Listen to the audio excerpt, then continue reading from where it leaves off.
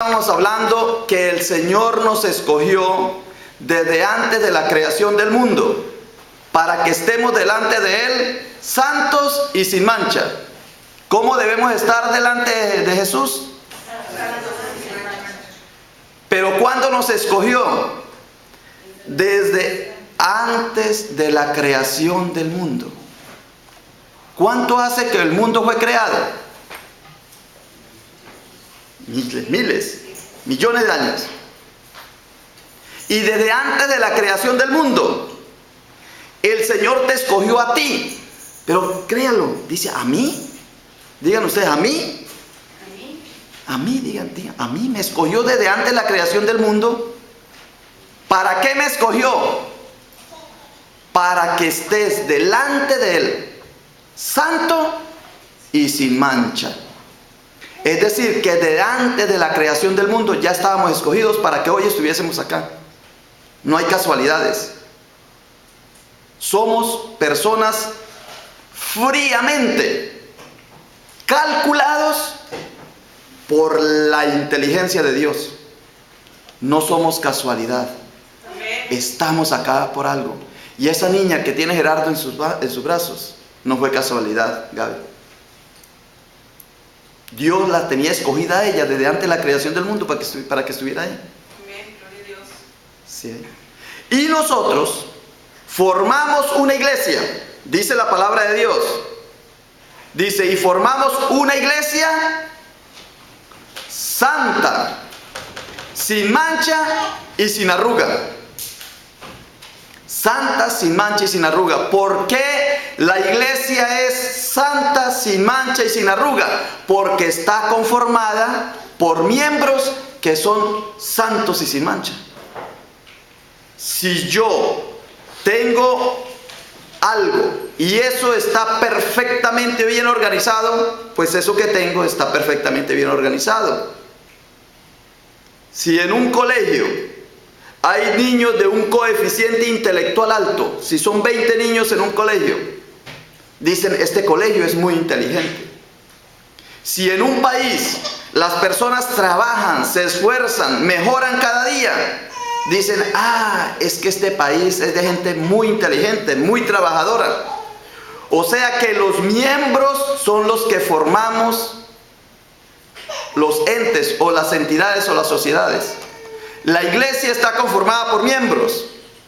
Luego, la iglesia es santa y sin mancha porque los miembros están santos y sin mancha.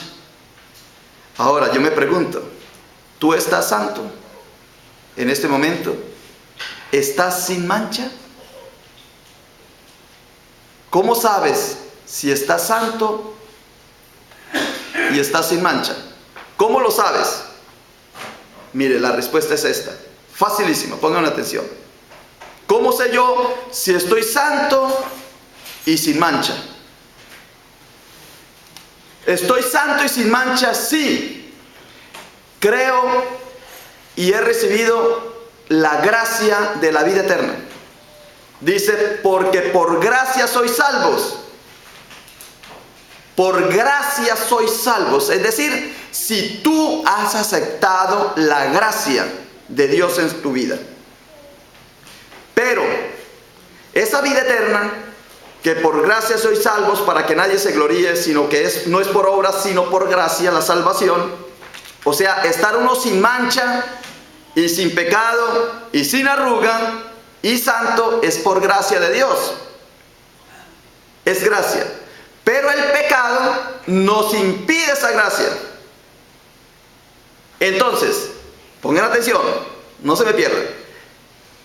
Yo estoy llamado a estar en gracia de Dios. Para estar limpio, puro, santo y sin mancha, tengo que estar en gracia de Dios. Pero el pecado me desgracia la vida. ¿Ve? Me quita esa gracia. Dios, que es justo, dice que no me declara inocente, porque toda alma que peque es culpable. Dios es justo y no declara inocente al culpable. Por lo tanto, yo que estoy en pecado, estoy sin gracia de Dios. ¿cómo hago para estar limpio? ¿Cómo hago para estar puro? ¿Cómo hago para ser santo? Y aquí viene la respuesta. Pero Dios es amor. Y tanto amó Dios al mundo que le entregó a su Hijo Jesucristo, para que todo el que cree en Él no se pierda, mas tenga vida eterna. Es decir, mas esté en la gracia de Dios. Para que todo aquel que cree en Cristo sea santo y sin mancha. Digan conmigo, para que todo aquel que cree en Cristo sea santo y sin mancha. No, digan la frase. Para que todo aquel que cree en Cristo sea santo y sin mancha. Para que todo aquel que cree en Cristo sea santo y sin mancha. Tanto amó Dios al mundo, para que todo aquel que cree en Cristo no se pierda, mas tenga vida eterna. Es decir, para que todo aquel que cree en Cristo sea santo y sin mancha. Voy a volver a repetir porque esto es grande. Este es lo más fundamental de la iglesia. Y si estamos aquí es por esto. Nosotros como personas nos escogió Jesucristo antes de la creación del mundo para que estemos santos y sin mancha. Y formemos una iglesia sin mancha, santa y sin arruga. Eso ya lo sabemos. Ahora, ¿cómo puedo yo estar santo y sin mancha? Si yo soy pecador, si yo soy arrugado, soy manchado, si no soy santo, si estoy en desgracia. Soy persona que nazco, estoy en desgracia, no tengo la salvación, no estoy en la gracia de Dios. Y la gracia es un regalo. El pecado me impide estar en esa gracia. Entonces Dios, que es justo, me declara culpable. Me dice, si tú eres culpable, tú vas al patíbulo, tú vas a morir, porque el alma que pecara esa morirá. Pero Dios es amor, y en su infinito amor me envió a su Hijo Jesucristo. ¿A qué vino Jesús al mundo? Dice, tanto amó Dios al mundo que entregó a su Hijo Jesucristo, a su propio Hijo, para que todo aquel que cree en Él no se pierda. Es decir, que tenga gracia, para que no se pierda. Es decir, que esté santo y sin mancha. Todo aquel, tanto amó Dios al mundo para que todo aquel que cree en Él, diga, cree en Él. Y yo creo en Cristo. Digan ustedes que ustedes creen en Cristo. Digan que ustedes también creen. ¿Ustedes creen en Cristo, sí o no? Entonces, por lo tanto, diga, yo estoy santo y sin mancha. Porque ya crees en Cristo. Es que es fácil. Yo no sé si esto es fácil. Es que yo no sé por qué no lo entendemos si es tan fácil. Entonces, yo estoy en pecado cuando no tengo a Cristo en mi corazón. Pero después que tengo a Cristo en mi corazón y lo he recibido como mi Señor y mi Salvador, ya no estoy en el pecado grave de muerte. Ya estoy santo y sin mancha. Porque dice, para que todo aquel que cree en mí no se pierda, mas tenga vida eterna. Y luego dice el Señor, cree en nuestro Señor, dice la palabra, cree en nuestro Señor Jesucristo y será salvo. De cierto digo, el que cree en mí tiene vida eterna. ¿Fácil o difícil esta ecuación? Fácil. Pregunta, ¿tú estás santo y sin mancha hoy? ¿Sí o no? Eso me gustó, claro. ¿Por qué? Porque creemos en Cristo, claro. Mire, lo fácil. Entonces, ¿por qué cuando yo te digo, ¿tú crees que vas a ir al cielo, sí o no? Y dice, pues yo no sé. ¿Por qué? Pues no es que tengo pecado. ¿Cómo que tienes pecados? ¿Cómo que has pecado mucho? Diga, sí voy a ir porque creo en Cristo y Cristo me ha dado la vida eterna. Tanto amó Dios al mundo que entregó a su Hijo para que todo aquel que cree no se pierda, mas tenga vida eterna.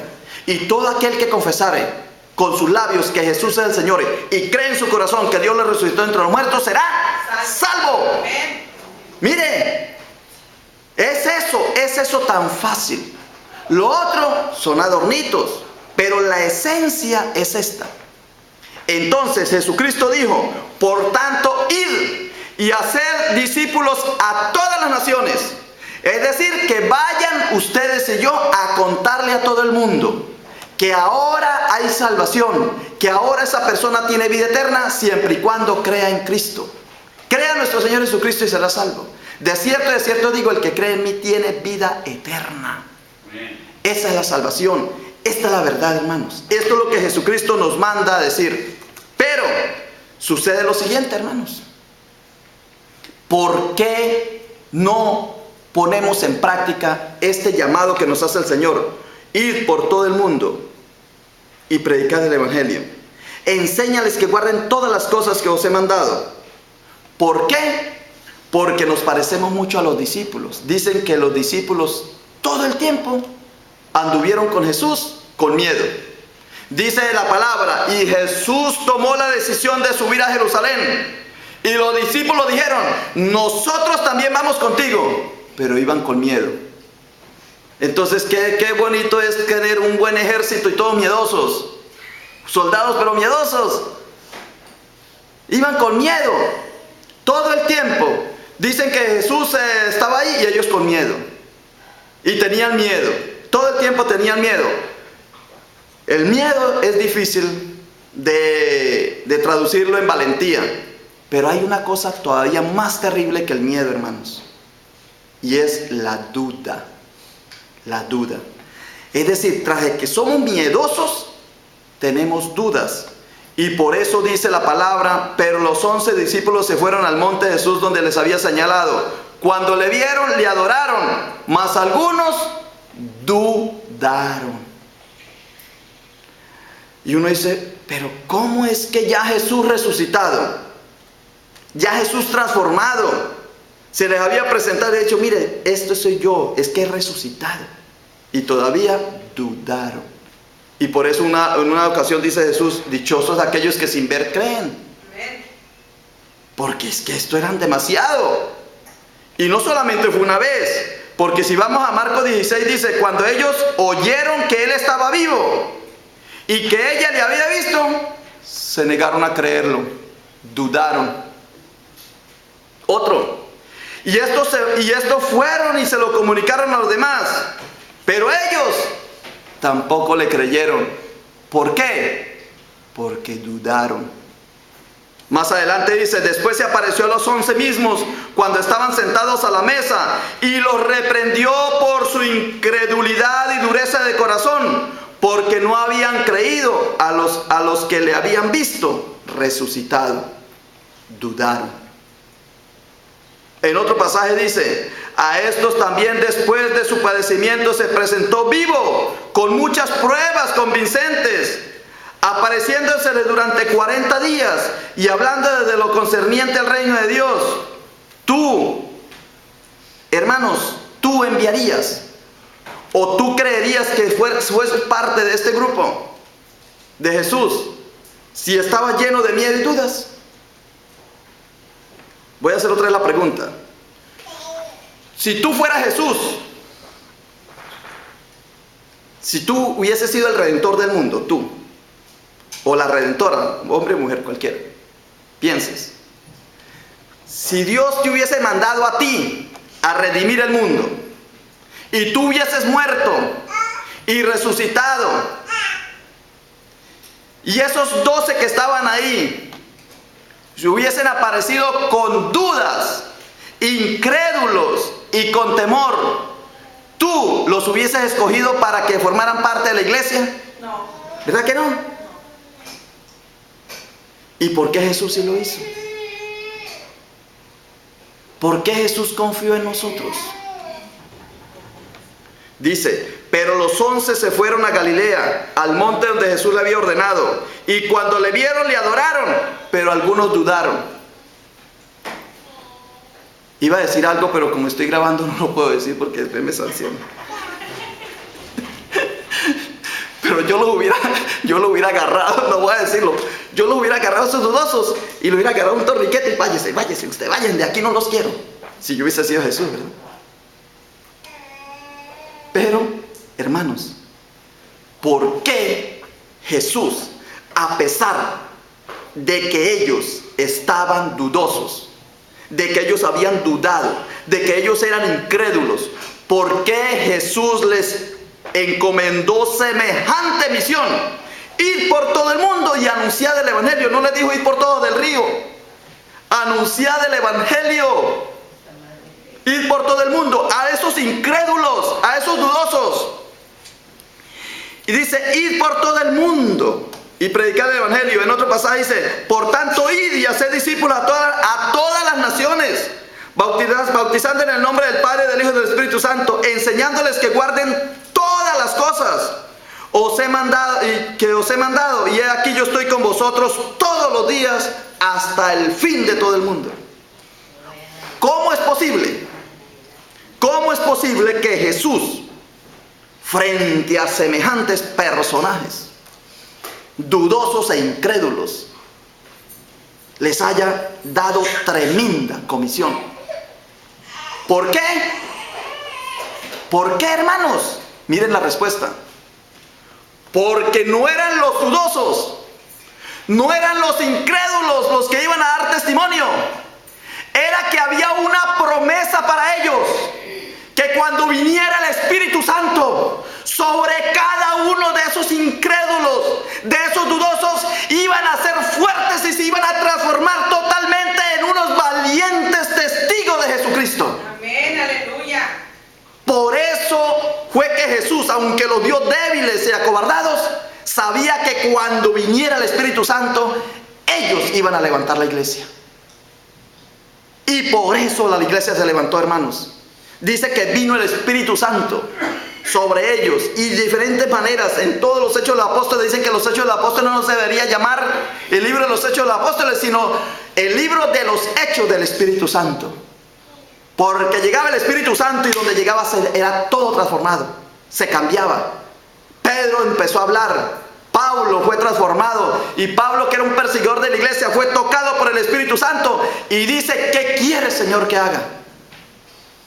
Bernabé, todos, Juan, todos, Santiago, todos se volvieron unos valientes porque recibieron el Espíritu Santo. Por eso yo los invito, hermanos, a que nosotros recibamos ese Espíritu Santo, aceptemos la comunión con el Espíritu Santo, vivamos atrapados por el Espíritu Santo, conmovámonos con la presencia del Espíritu Santo, porque la misma palabra dice, pues yo, preso en el Señor, dice Pablo en Efesios 4, os ruego que andéis como es digno de la vocación que fuisteis llamados, con toda humildad y mansedumbre, soportándoos con paciencia los unos con los otros en amor, solícitos en guardar la unidad del Espíritu Santo en el vínculo de la paz. El Espíritu Santo es el que le da vida a la iglesia. Si no tenemos el Espíritu Santo, estamos muertos, dudosos y acobardados. Pero el Espíritu Santo está con nosotros, hermanos. El Espíritu Santo es solamente decir: ven, Espíritu Santo, tú tienes cabida en mi vida. Tú vas a guiar mi vida con todos tus dones, con todas tus potencialidades. Porque dice que cuando venga el Espíritu Santo nos enseñará todo. Dice que nos recordará todas las cosas. Sabremos qué vamos a decir, porque el Espíritu Santo es el que habla por nosotros. Hermanos, vamos a trabajarle al Espíritu. Vamos a rogarle al Señor con ruegos, con lágrimas, con gemidos, que el Espíritu Santo toque nuestra vida. El Espíritu Santo es el guía de la iglesia. Jesús es el capitán y el Espíritu Santo es la energía. Es el que le da la vitalidad a la iglesia. ¿Cuándo la iglesia está muerta? Cuando no tiene el Espíritu Santo. ¿Cuándo se revitaliza la iglesia? Cuando llegue el Espíritu Santo. Así es que nosotros somos portadores del Espíritu Santo, y los invito para que durante todo este tiempo vamos a emprender esta campaña de que sea el Espíritu Santo el que guíe nuestra vida, la vida de la iglesia y nuestra vida familiar. Amén. Que el Señor nos ayude y nos siga dando bendición en su santa palabra. Y todavía quedo corto porque estoy preparando un sermón con el Efesios 4 y 5, Dios mediante, para el próximo.